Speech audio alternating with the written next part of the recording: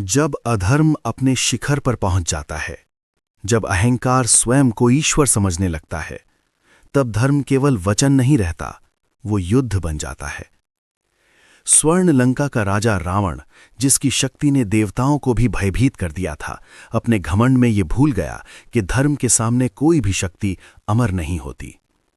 और फिर अवतार होता है मर्यादा पुरुषोत्तम श्री राम का, शांत, धैर्यवान, लेकिन अन्याय के विरुद्ध अडिग।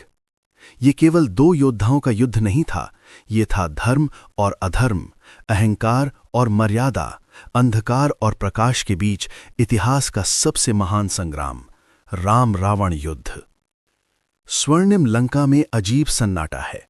आकाश लाल है, हवाएं भारी हैं, राक्षस सेना युद्ध की तैयारी में है। महल के शिखर पर खड़ा रावण क्रोध और अहंकार से भरा राम की सेना को देख रहा है। समुद्र किनारे राम की सेना डटी है। श्री राम शांत हैं लेकिन दृढ़ हैं। लक्ष्मण धनुष संभाले खड़े हैं। वानर सेना में जोश है। हनुमान गदा उठाकर जय श्री राम का उद्घोष करते हैं। पूरी वानर सेना में ऊर्जा भर जाती है। लंका और राम सेना के शंख बजते हैं। धरती कांप उठती है। युद्ध आरंभ होता है। अंगद राक्षसों को एक एक करके धराशायी कर देते हैं। उनकी शक्ति भय पैदा कर देती है। लक्ष्मण अपने धनुष से राक्षस सेनापतियों को परास्त करते हैं। उनके बाण बिजली की तरह गिरते हैं। मेघनाथ कुंभकर्ण को जगाता है। विशालकाय कुंभकर्ण युद्ध के लिए निकलता है। कुंभकर्ण वानर सेना को कुचलने लगता है। कई वानर घायल हो जाते हैं। श्री राम स्वयं आगे बढ़ते हैं। उनके दिव्य बाण कुंभकर्ण को रोक देते हैं। राम के दिव्य बाण से कुंभकर्ण धराशायी हो जाता है। लंका कांप उठती है। मेघनाद मायावी अस्त्रों से युद्ध भूमि में भ्रम फैलाता है। मेघनाद के शक्ति अस्त्र से लक्ष्मण मूर्छित हो जाते हैं। राम व्याकुल हो उठते हैं। हनुमान संजीवनी पर्वत उठाकर आकाश में उड़ते हैं। संजीवनी से लक्ष्मण जीवित होते हैं। राम की आंखों में राहत है।